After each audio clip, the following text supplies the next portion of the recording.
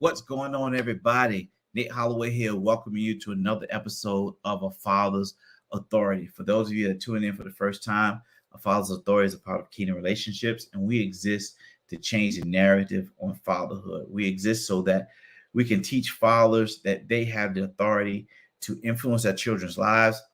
They have the authority to influence their family. And if we all as dads get together, we have the authority to change the world.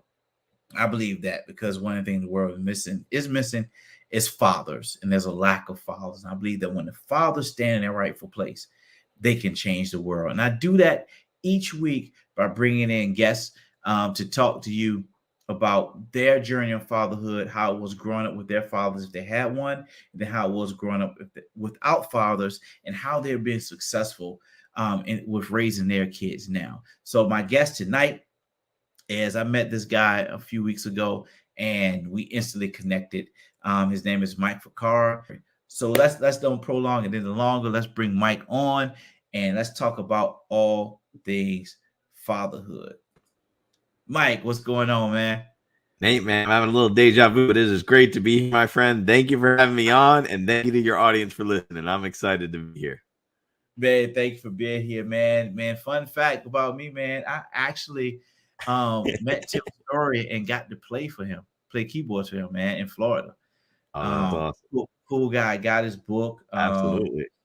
And it was pretty cool. He was at our church for a conference and 2-night conference, and I was playing keyboards and I got to play for him. But that's enough about me. Let's talk about you, man. Tell the people a little bit about who you are. All right. Well, we were talking about personal branding that you mentioned in my bio. It's always funny, like, what's my story, right? And I always wonder, like, where do I start on these things? But I think it's funny this time of year. My son just graduated 8th grade and is going to high school next year. And you mentioned my high school yearbook. I go back to high school. I was a terrible student growing up. From first grade on, there's a chapter in my book called I Failed First Grade, which I literally did.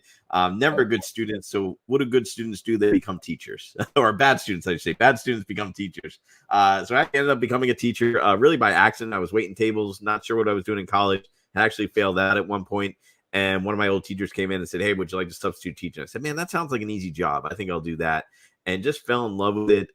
Ended up finishing my degree in psychology so I could just get a degree and get into teaching. Taught psychology for a little bit, then got a minor in theology, taught ethics and Bible. And ironically enough, went on to get a master's in educational technology. And this was almost 12 years ago now, early 2010, and went and worked for a startup unknowingly in the educational space. Freaked out. I actually quit my very stable teaching job right after my wife had our second kid. And that startup ended up doing pretty well. We got invested in from a guy by the name of Wayne Huizinga, which I don't know who he is. He's the guy that founded Blockbuster Video and used to own Waste Management and the Miami Dolphins. Okay. I got promised a lot of things, though, during that time. I got promised my own private plane, equity, stock options, all this other stuff. Got none of that. Got to fly on Wayne's private 747. But when it was all over, basically left with what I came in with, which was really just a teacher salary. But I learned a lot. And I said, you know what? I learned something here. Let me apply this. So really, the second half of my career, I've been helping small to medium-sized businesses grow and scale, and I'm kind of a business development consultant and outsourced COO.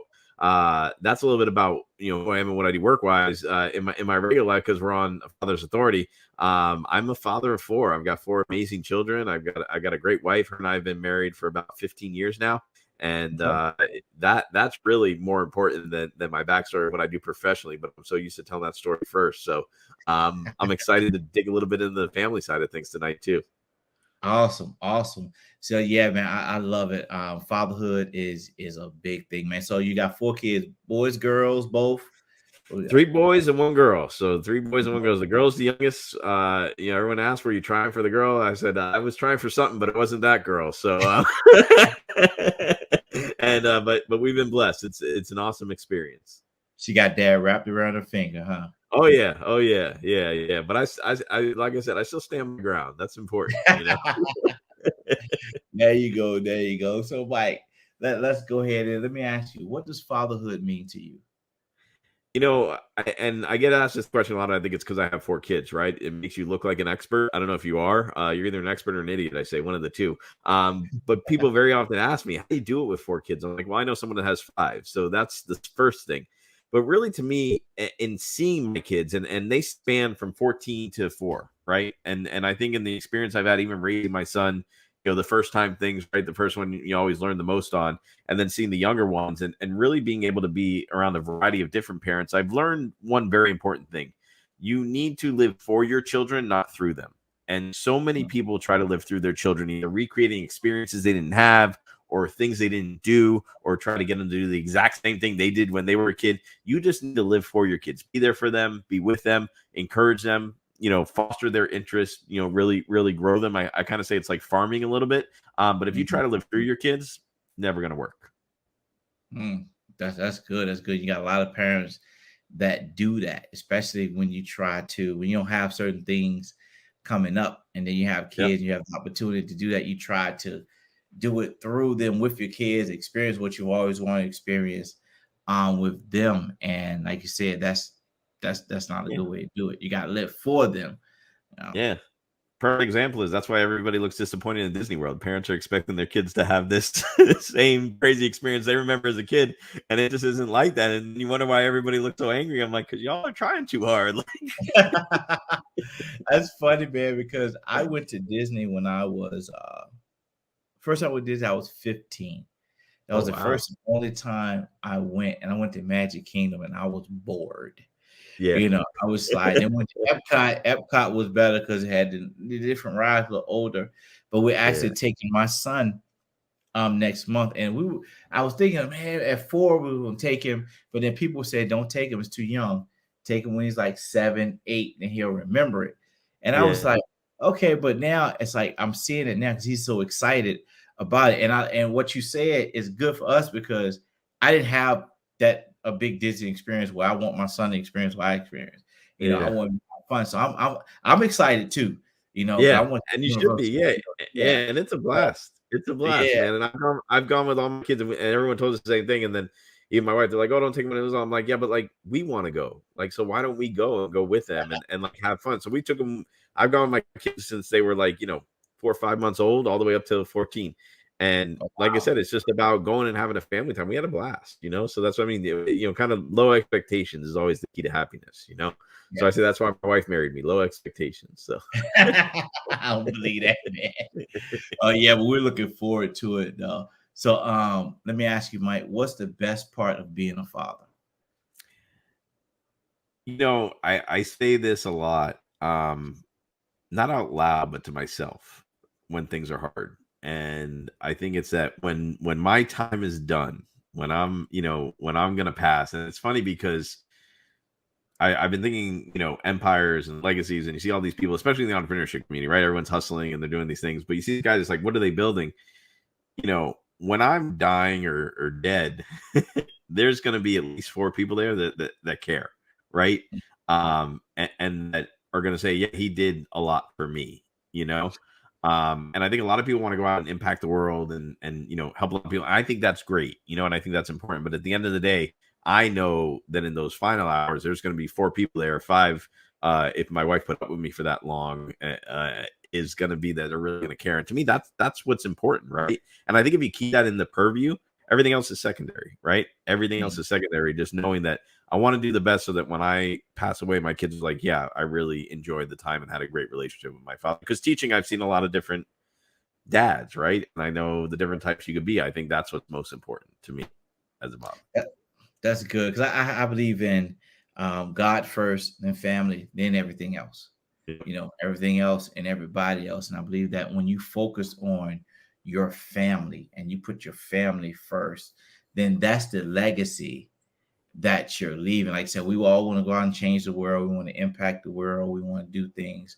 We want to leave inheritance for our children, things like that. But when we focus on our family, focus on our children, we're able to do that. And like you say, when we leave this earth, what are our kids going to say about us? What are we going to leave with them that they're going to have to carry on their life when we're gone? My godfather, who I never met my father. I didn't have my father growing up.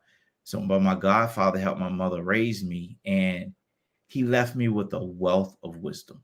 He's the only father I can say I know, but he left me with a wealth of wisdom that I'm passing down to my son. He passed in 2 years ago. It was 2 years ago. Yeah, he passed in 2 years ago, and even to this day, the wisdom that he left me carries on his legacy. Yep. And so, and I'm passing that down to my son. I'm telling my son the things that he told me, because my son said, well, Dad, why we got to do this? Because Papa taught Dad this. Papa said we have to do this. Yep. Papa said this is how you do it, and this is how Holloway men do it. So those are the things that, like I said, it's like, what are we going to leave for our children? I think I agree with you. That's one of the best parts of fatherhood, is that you get to leave a legacy, and you get to impart into your children what you want to leave for them when you leave from this earth. I love it. Love it. So how important are father's words to his children? I think immensely, right? Because they come with authority, right? And let's be honest, right? Because when the kids are messing around, I'm going to tell your father, that can shake some walls in a house, right? I mean, that can move some things. But I think it's also the guidance of that sounding board of that authority. For me, I've been very lucky to have a really strong father figure in my life, which is my dad. He was always there for me. He's always been my best friend, my confidant, the person I go for advice to the most. And he's had a big impact on me. So I think it's that, to me, that comes with responsibility then, and I think my father did that, not just because he was my dad, but because, anyone could be a dad, right? It doesn't take much. But to be a father, that takes some work, right? That takes some effort. Like that, a dad is DNA. A father is somebody that's there for you and guides you, and his words matter. And he's saying things not just because he's your dad, but because he believes in you as a person. So he'll tell you the things he agrees with and disagrees with. And I say the same thing to my kids. And I always tell them, to go back to that original statement. They're like, what do you think? I always put it back on them. What do you think? Like, why is my approval important in this situation? Or why are you asking me? Like, why do you feel I have the answer? And then I give the advice, because they're just like, what do you think? And I spew out whatever I think.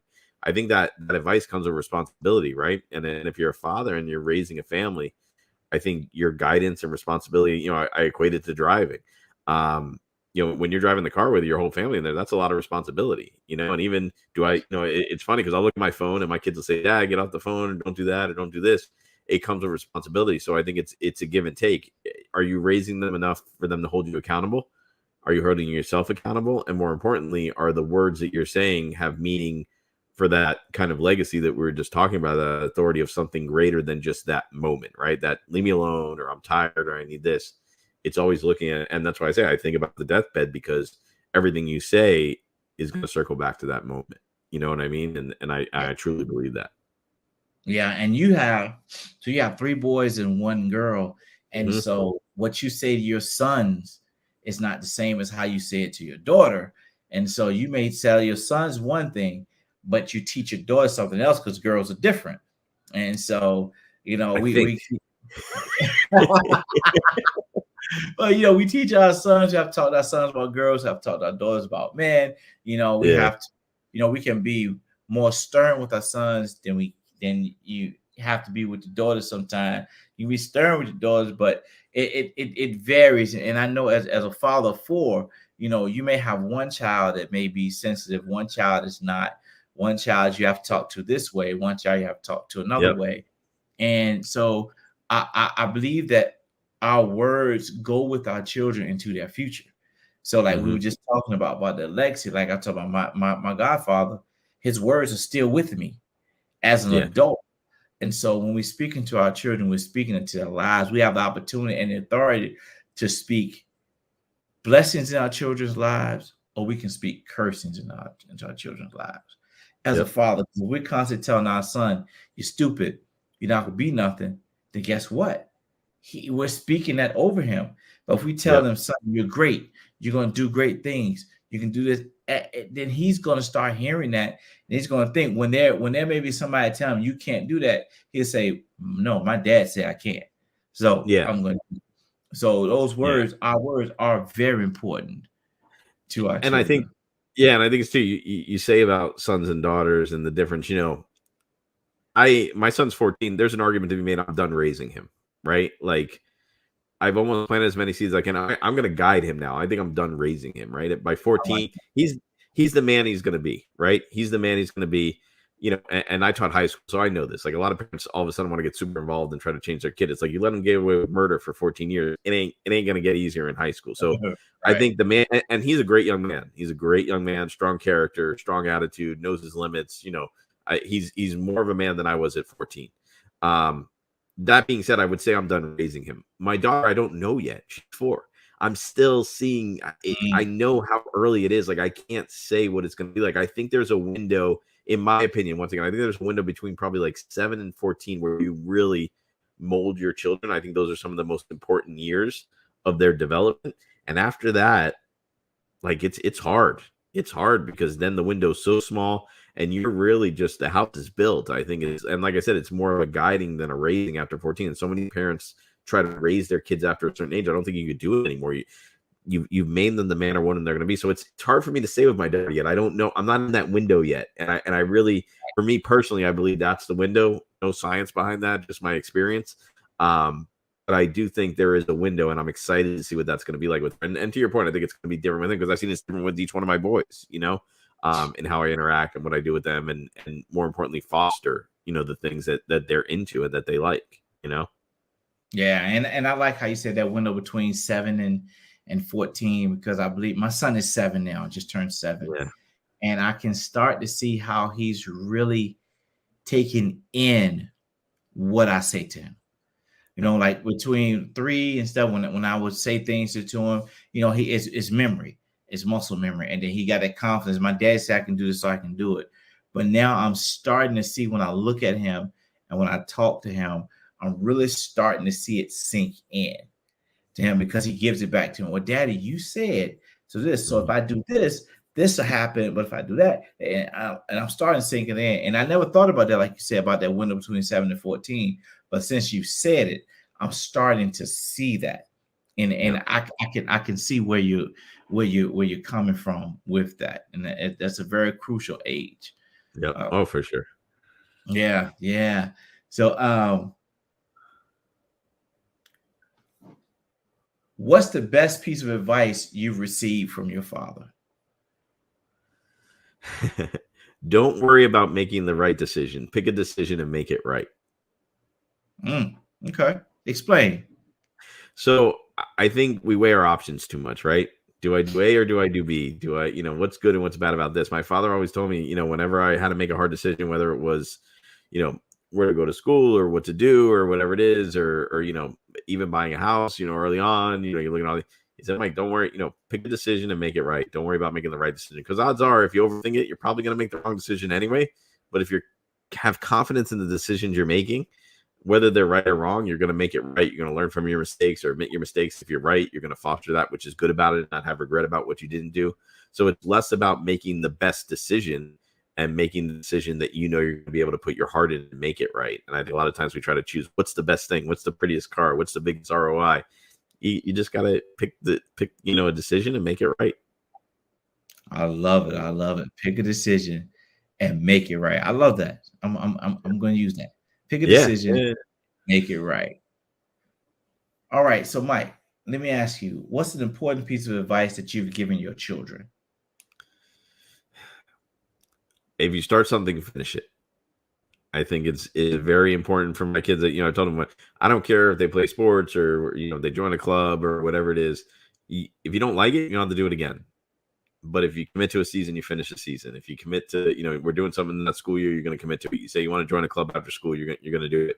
Because I think that's the only way you learn, right? And I think commitment is very important. If we say we're going to do something, we're going to do it, even if we don't like it.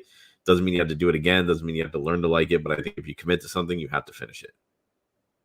Okay. Love it. Commitment. That teaches them commitment too. Yep. I try to tell my son that, if you're going to do something, do it. Be a man of your word, and commit to it. Because sometimes he'll play games and he's very competitive. He loves to win. He hates to lose. So if he's playing the game and something he can't figure out, he'll like, I don't want to do this anymore. I'm like, no. Yeah. Because you started it. So finish it. Don't give up. Don't give up every time things get hard. And that, I love it. I love it. So let me ask you, what does leaving a legacy mean to you? I mean, I think, like I said, it goes back to that, did I do enough to impact their lives? Did I do enough to impact my kids' lives? I think everything else will ripple out from that. You know what I mean? And the decisions you make will ripple out from that. And I think leaving a legacy is, they say you die twice, right? Once when you actually physically die, then you die again when your name's uttered for the last time on this earth by somebody telling a story about you, right? That could be a family member, that could be in a book. We know there's people whose names will never die. But those two times. So I think it's the idea of making enough impact in your children's lives that their children and their children's children will want to continue to talk about, who you are and what you did and the impact you had on this world. And I think the reason why I keep it in the family more than externally is because, externally your reputation can be altered, changed, rewritten or retold in whatever way you want. But I think the actual legacy of the people that experience it with you that are closest to you, that lives as long as you do the right things and you impact it. Love it. Love it. So, Mike, at this part of the show, what I like to do is I like to give you an opportunity, my guest opportunities to speak to fathers out there in your own words. Take just like 60 seconds and just give a piece of advice to dads out there on how to be a great and successful dad. I mean, I think the first thing is don't try too hard. And then the second thing is you can never try hard enough. So I really, truly believe that, fatherhood is a ride that it's like going in the ocean. You can have everything prepared, but you never know what that wave is going to bring. You never know where the undercurrent is going to be there. It is a whirlwind opportunity, but if you take every moment as it comes and analyze it and respect it, the good, the bad, the highs, the lows, that's where the win is going to be, in learning how to ride all those different things. And don't try to make it perfect. Don't try too hard. Just enjoy the moments, because the moments are what it's made up of. And more importantly, you can't create moments. You can't create legacies. They happen in the car on the way to school. They happen at the dinner table. They happen, sure, they may happen on the great vacation you take them to at the ski resort or to Europe or somewhere you never got to go. But more likely, the memories that your children are going to have of you are going to be in the small moments, in the things that you do every day. So when I say don't try too hard, don't overdo it. Don't try to create these grand gestures or these grand moments. Create small moments. Create everyday memories that your kids are always going to remember. That may be something as simple as, telling them you love them every day, or, the prayers you say at dinner, or spending a few minutes with them before bed, whatever it may be. Create small moments, because that's what's going to make the memories, not the big things, not the wow moment. Just create those special moments. Don't try too hard, but make sure you're trying as hard as you can every day. I love it, because those small moments, it's a ripple effect. Those small moments, it roll and it gets bigger. And that's the things they remember. So, Mike, you got a book. Yes. I want to tell you about your book. I love the title of your book, and I want to just talk about your book for a moment. Life Like Socks. I'm sorry, skip Life Like Socks on a Rooster. Tell us about that book. So, this is it's a nod to my father. And as I mentioned, my dad's always someone that's given me great advice and has always been there for me. From the classroom to the boardroom is originally what I kind of wanted to call it. But then I was like, it's interesting, but it's not, it doesn't make people say, more people have asked me about the title of the book that have read it. But I think it's a nod to my father. Something my father always used to say when we were kids. So whether we were moving a piece of furniture or we're trying to figure something out difficult, like whenever we got something just right, or something was just perfect, he would say, or fit just right, he'd say like socks on a rooster. Now, to me, that's what it meant, right? And when my dad said it, that's where it originated. That's where it came from. So as I got into my adult life, I started to say that a lot when I started teaching and in different, things in college. And people would always look at me like I was crazy, but it wasn't until I started teaching that my students called me out and were like, that makes no sense, Mr. Ficara. We don't know what that means. And I explained to them, they're like, yeah, we'd never heard that before. But then they started using it, right? Because again, the context and it caught on. And the reason why I call that was, like I said, a nod to my father. But I think in entrepreneurship, so many people like to use cliche sayings, and that's sort of the subtitle of the book, is busting the entrepreneurial myths that are cliches, actually, that are holding you back. And, what I mean by that is your network is your network, or, the harder you work, the more you make, or whatever these cliche sayings are that people say are not necessarily true if we don't understand the context that they live in. So I kind of break them down and what they really mean, and where I've run across in my entrepreneurial career, and how you really build a successful business as a startup. And I always say, this is not the millionaire's guidebook. This is the dollionaire's guidebook, right? I always tell people, I don't want to be a millionaire. I want to be a dollionaire. because that's where you got to start, and then you can become a millionaire, and then you can grow from there if you need. This really gives you the foundation of that on how to start a business at any level or how to scale even, because a lot of people just aren't doing the basic things. Awesome. I love it. And so you have two podcasts, the Start Down podcast and 3 Points podcast with your son, Anthony. Tell us about the 3 Points podcast. Yeah, 3 Points. Yeah. So my son took broadcasting in school and absolutely loved it. And he was like, man, I really want to, can we start a podcast? He's a huge football fan. Actually, this week he's at the Miami Dolphins training facility doing junior camp there. And he's actually training where the players train. It's awesome. And he loves football. You ask him, he knows anything about the NFL players. He can break down plays. And really wanted to start a podcast. And he's like, can you do it with me? Can we help it? Can we do a little banter back and forth? So I said, absolutely. So, we did that, I showed him, since I have a podcast, the Start Down, which is more on the entrepreneurial side. I knew how to do a lot of the stuff. I have a team that manages mine, but originally I did it all myself. So teaching him how to do that and how to do those things. And once again, not something I forced on him. He came to me. He wanted to do it. And once again, that's one of those little moments that I was talking about before. It's been a lot of fun. Even, I think we've done 4 episodes, and we're going to continue to do more as the football season comes along. But it's just a great experience for me and him and something to do together. It's a little bit of bonding time. I love it. I absolutely love it. That's awesome, man. I love it. Well, Mike, before we go, tell the people where to find you, how they can get your book, where you are, how to follow you. Just tell them all that. Yeah. Well, first off, thanks again, Nate. I mean, this has been, I want to appreciate you taking the time out. And if your audience isn't following you, they should follow you first, because you're the one bringing the value. So I want to make sure the audience is following you. To find me, I always say you can find me wherever my wife tells me to be. But if you want to find me on the internet, it's MikeFicara.com. I'm Mike Ficara on most social media platforms. So it's just at Mike Ficara, MikeFicara. Even though someone told me once, don't spell your name on a podcast. I'm like, well, what if someone's listening? They don't know. So I do it anyway. My book is there. There's a link to my book that you can find that on Amazon. It is also for sale on my website. There's a shop area that you could go into. And in there, if you enter the word podcast, you get the book. I think it's just for shipping and handling. So those are the ways. I love connecting, love chatting. So always feel free to reach out. Always love to connect with new people. All right. So guys, you've heard it here. Go check out MikeFicara.com.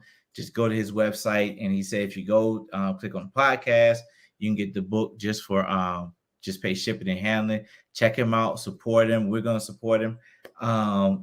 He's a great guy. If you need entrepreneurial services, just go to his website and he can help you with that. Mike, again, man, thank you for coming on tonight. I really appreciate it. Definitely going to have you back on again. We're going to talk about some other things as well later, but I appreciate you guys. Thank you for joining us tonight. Check us out next time on Fathers Authority for another great interview. You can go to our website at www.kingdomrelationships.org. You can check out all the episodes. You can go to our YouTube page at Kingdom Relationships. Check out the episodes. If you got a topic you want me to talk about, somebody you want to interview, if you want to be interviewed, you can reach me at the website. Just email me at hello@kingdomrelationships.org and let me know. Let me know if you like it. Let me know if you don't. And then, we take all that in consideration. But again, want everybody to be impacted. For those of you watching, thank you. Appreciate it. Until next time, be victorious.